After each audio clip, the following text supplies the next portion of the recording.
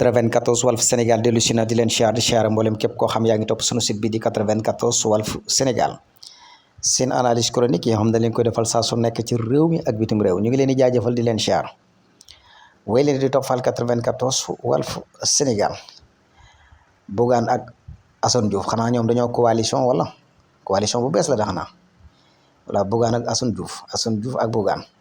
Assane Diouf de wax dëgg yàlla moom daanaka mën naa ne daal jàpp naa ne man fi mu toll lu ko daal rek moo ko teg boppam ndax xeex bi mu doon xeex nii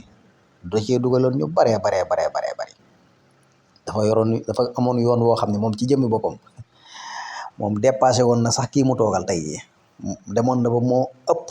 non Sénégal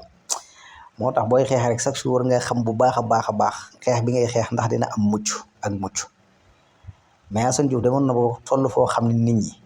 demoon na ba waaye nit ñi niñ ko bëggee woon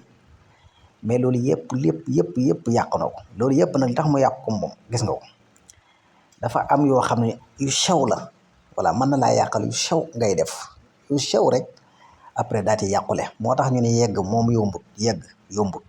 day gis ne ñoo xam ne dañuy nekk ci yoon wi dem bay waajee yegg wàcc yoon wi voilà nga gis ñoo xam nag dinañ yegg waaye yegg daal moo yombut voilà loolu nag dafa dal Assane Diouf xam nga bu ñu demee ba gis Assane Diouf muy toog ak Bougane nii di wax ci ay politique wax dëgg yàlla di ñuy contre ñii ñu fi toog bu yàggu dong loolu dafay jaaxal daal sénégalais yi daal ñi nga xam dañoo xam loolu dafa leen di jaaxal ndax ku xam Assane Diouf li mu doon xeex li mu porté woon Sénégal rek la doon wax moom Sénégal rek voilà nga xam ni loolu bari na ñu ko ci fekk si léegi aywa mu def lu toll ne tarafatal ay ni wàcc yoon yu drapé nit ñi bàyyi ko fi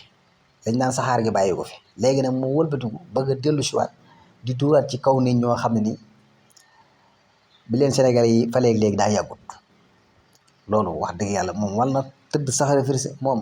bu mu dugg ci voilà kii moom Bougane moom wax dëgg fa yàlla lañ naan na noppal boppam xam nga nit ku nekk li nga àttan xam nga ko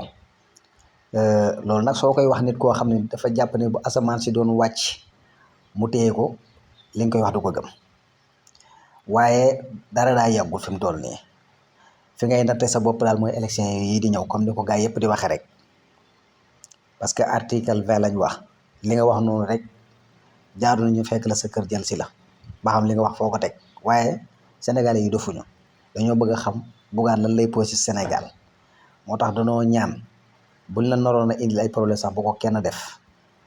nañu bàyyi Bougane mu dem ci terrain bi na joxe 15 millions bokk ci élection yoo xam ne kenn du sonal kenn du baare kenn voilà yooyu élection Bougane da cee war a dem ba xam bu baax a baax fi ko sénégalais yi teg bu ko defee nag ci lay gën a neex waaye fi mu toll nii yaakaar naa juru nga yàkkam léegi mu ñëw incha allah